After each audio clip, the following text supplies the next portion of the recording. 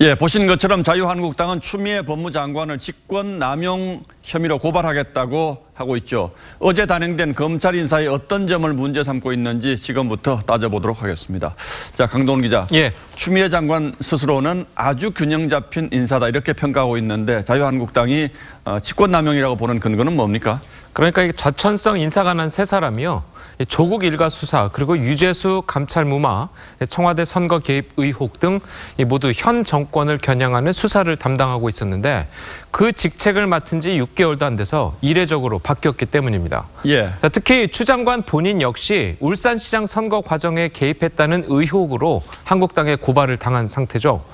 형법에는 공무원이 자신의 직권을 이용해서 그 사람의 권리를 방해한 경우도 직권남용이라고 하는데 좌천성 인사를 함으로써 수사를 방해했다고 보는 겁니다.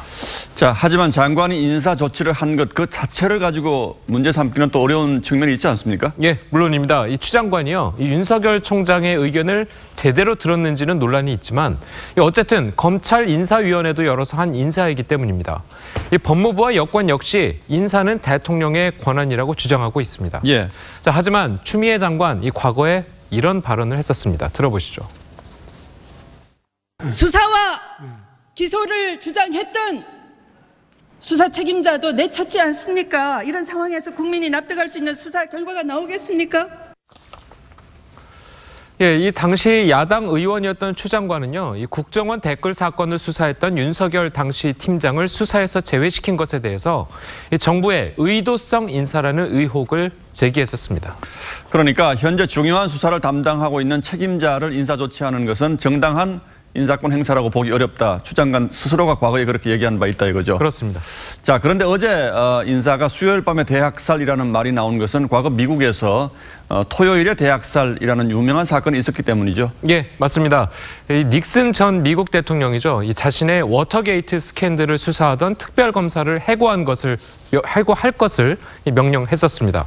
자, 이 때문에 닉슨 전 대통령은 사법 방해 혐의로 탄핵 직전까지 갔다가 결국 대통령직을 내려놨었습니다. 권력을 지키기 위해서 수사에 제동을 거는 것이 역풍이 만만치 않다는 것을 보여주는 단적인 이해입니다. 자, 이 때문에 트럼프 대통령 역시 자신의 러시아 스캔들을 수사하던 특검을 해임하려 했지만 결국 포기했었습니다. 자, 이번 추 장관의 인사 강행이 직권남용에 해당할 것인가에 대해서는 법적으로 다툼의 여지가 있지만 정치적인 후폭풍은 만만치 않을 것 같습니다. 예. 들어보시겠습니다. 검찰 개혁의 차원에서 보더라도 정치적 중립성과 독립성에는 상당히 위반될 우려가 있다고 할 것입니다. 예, 뭐 정치적 지형이 달라지면 이런 문제는 또 판단이 달라질 수가 있기 때문에 앞으로 상당 기간 논란이 될 것만은 분명해 보이죠. 예, 강동원 기자 잘 들었습니다.